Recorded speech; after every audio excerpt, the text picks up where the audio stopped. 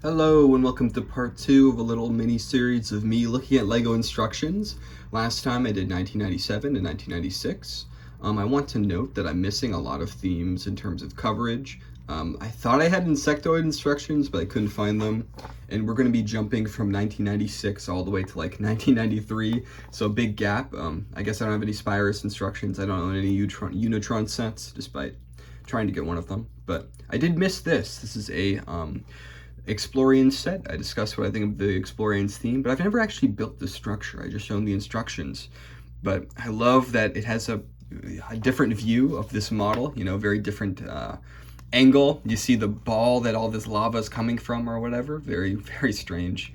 But yeah, this is a base set, but a smaller one, and one that isn't built on a base plate, which was kind of unique for the time. Just a little sort of doodah that's not necessarily a ship or a robot. It's I guess a tower of some sort.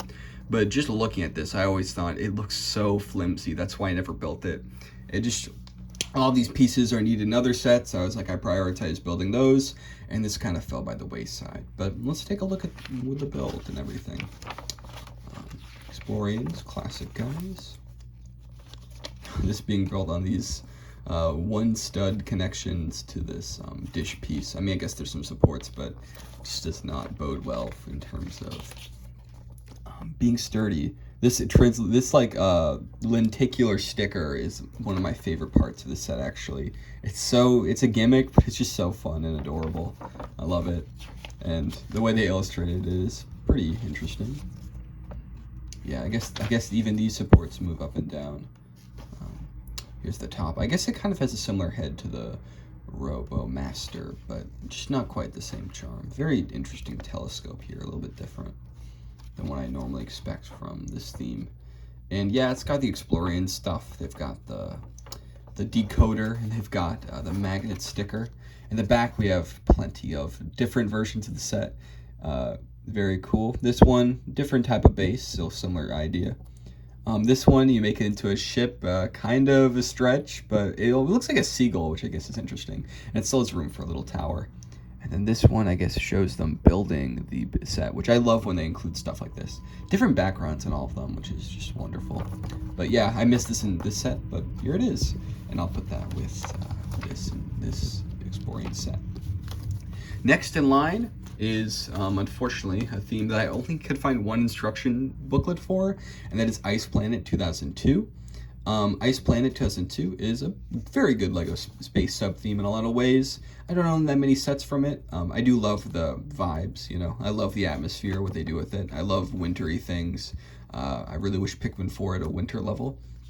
But this little ice scooter set was re-released quite a few times, and hey, here are the instructions for it. Kind of an ugly picture though, because just there's something about the way where you can't really tell what's going on with its face. It's kind of blocking the 5 pieces you get with this set. But yeah, very cute guy. It's interesting how that kind of bleeds into there. Not a lot of space to work with, but yeah, super simple build. Not a lot to say. In the back, we have this wonderful mini poster. I'm so glad they put this on here with pirates, castle, town, and space. I'll get a little look of Spirius and Unitron. Just wonderful. I really want some Unitron or Spirius sets. Major Kartovsky, what a great figure. Look at that guy. Oh my god, just fantastic. But that's all there really is to say about this theme in terms of this instructions. Next, we've got the next in line. I think it released in 1992 or 1993, depending on where you live. It is Space Police 2, another one I don't have almost anything from. You can kind of see here that this is from the era of the grid. They put this grid in the background of basically all of the themes, sub-themes from Mtron to probably Unitron. I'm not actually 100% sure if that's part of that theme's identity, but oh yeah, it is, all the way to, at least Spirus. So yeah, that grid was everywhere, and here it is again. Very similar looking kind of land to what we see in normal LEGO space. Space Police 2, I need to look more into the theme, but it's one that just seems kind of inherently unappealing to me. The minifigure designs, I just think they're so ugly. The graphic design on the torsos are just not doing it for me, and that very generic face. Like, I prefer just the smiley. I love green. Green's one of my favorite colors, but I don't know. Just the graphic design of the whole thing just doesn't do it for me. But the mini robot is a good set. I do like it quite a bit. That's why I got it. Very unique set. I think it'll release in America. Not a ship or anything, but I do love brick-built, weird space creatures. The instructions, this is just white. Like, that's not light gray. Maybe they messed up there. Printed in Denmark by Lorison Gupe. Weird. Yeah, but that's this set. Very tiny instructions, but they fit, you know, this kind of different size where you fold it once again and once again. And yeah, those are those two sets. Moving back in time one more year to, I think, 1991, we've got Blacktron 2, and I actually have quite a few for Blacktron 2. Should I do that in this video? I think I'll just cover all of the ones before, all of the 90s ones in this video. Blacktron 2, I have almost every set from this theme, outside the bases. This is the Supernova 2, I believe. It's a good design. It's kind of generic, but it gets across the Blacktron vibe pretty well. Kind of similar aerial dude to the Allied Avenger, but on a budget, a smaller version. Still has like multiple wings though and everything. I do love the big B and how M-Tron has big M's. Like, I just love that pairing, like having them next to each other. Just so satisfying, especially with them both having the same green visor. Yeah, I do like Blacktron 2. Nothing really interesting going on in this instructions, so we'll move on. I have 3. I don't know why. I had a lot. Okay, so most of my classic space stuff of the older stuff, is from this big lot I got from Facebook Marketplace with all these classic sets. It was a really wonderful experience. They had all the instruction manuals, and some of them have duplicates. And this one, there's 3. I don't know if there were really 3 of this set in there, but that would just be very, very interesting. I don't remember this box being there at all, though, so perhaps there's a mishap there. I'm doing it in set number, by the way. I guess that was actually before in set number, but I was vaguely trying to do in set number, so we'll see. This is, I forget exactly what it's called.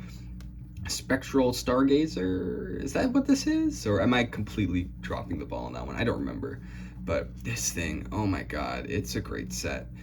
Has a lot of presence with these gigantic wheels and the bubble canopies.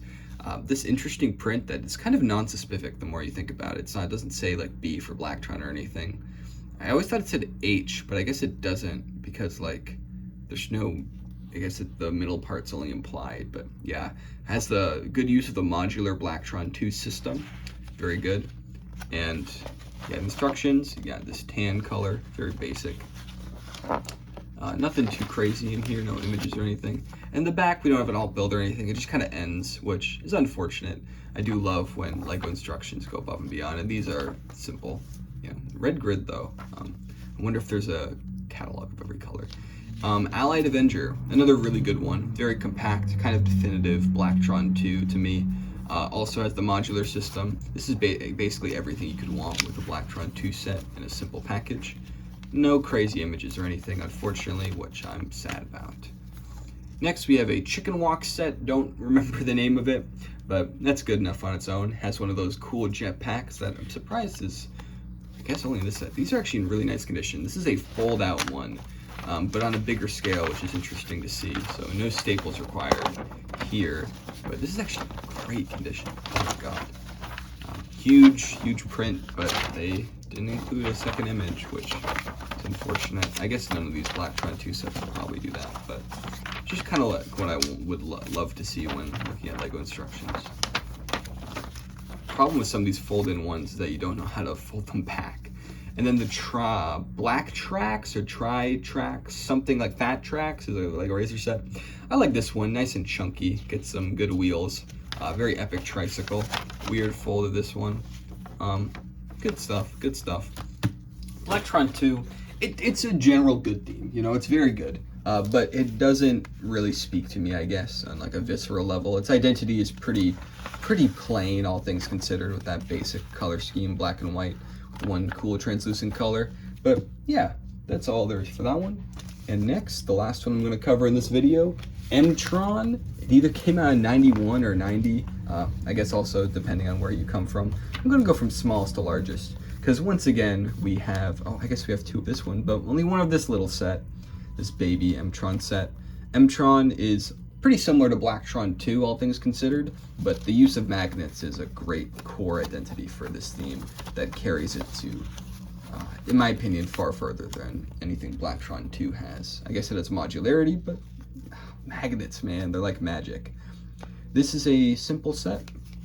Kind of just looks like a bigger version of this, to be honest. Using a lot of similar pieces, lots of curved slopes and everything. Or, you mean wedge plates. Yeah. It's interesting that there's a little locking mechanism with these clips, kind of prone to breaking on those. And hey, even this small set comes with a magnet box. Wonderful. I love those things so much. And yeah, same deal here. It's kind of interesting. It's like the land is on the side there. It's kind of unusual. I like the way it goes into the Lego logo. It almost looks like it's like some sort of weird marketing label or something. Next we have this set, Celestial Forager. Is that this one? This might, maybe it's one of the other ones, but that sounds familiar. This one is pretty good.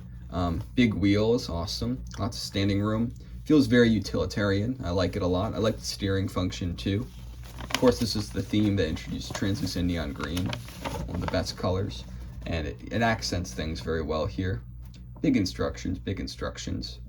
I guess it's kind of weird that the graininess goes in and out. Just this giant texture. But yeah, this is a good set. Pretty good, pretty good. Next, we've got, maybe this is the Celestial Forward. No, okay, this is the big and smaller one. This helicopter build, pretty good as well. Again, Mtron, just overall very good. Unique print right there, which is cool. This is obviously a helicopter, but it took me kind of a while to realize that. Just looking at it, it kind of looks like, you know, it's just like, you don't think of helicopters when you think of space. So, pretty unique there. Nothing crazy on the back, but hey, we've got the build and everything. It's actually a very good build. I think this is, the only thing is that I don't like is that the blade of this is kind of finicky because it's angled in a weird way, and these big antenna pieces are fun, but they can bend pretty easily. And then the biggest Mtron set I have, it's kind of like this one, but more spacey in a general sense. Much bigger, much more complete feeling. I love these ribbed pieces. They're so hard to find, but they add so much detail. Has all this, it kind of reminds me of Later Space. They have all this extra junk up here. But yeah, lots of magnet stuff in here. This little magnet car, giant magnet case that just looks wonderful. The unique print, actually not unique, I guess it's used in two places, but yeah. It's hinged unique print. Just a very big, impactful set. Just wonderful. And hey, at least we have a unique image. I'll take what I can get. But yeah, Mtron, pretty good. Sorry if I didn't have a lot to say about these ones. I'm really more passionate about the later stuff from Lego Space, but counterintuitively, I own way more stuff from older Lego Space, so it's like kind of right at crossroads where it's like, okay, I have a thing or two to say about Mtron, but I just think it's generally good, and that's the thing about Lego Space. Kind of like Lego Castle and Pirates, it just was generally just good for a while, just releasing sets. Not huge waves or anything. I mean, the factions idea definitely kind of upped the ante in terms of, you know, character and actually differentiation. But a lot of these themes kind of, these sub-themes in the earlier part of it, they're more or less similar ideas with one main hook that kind of differentiates them.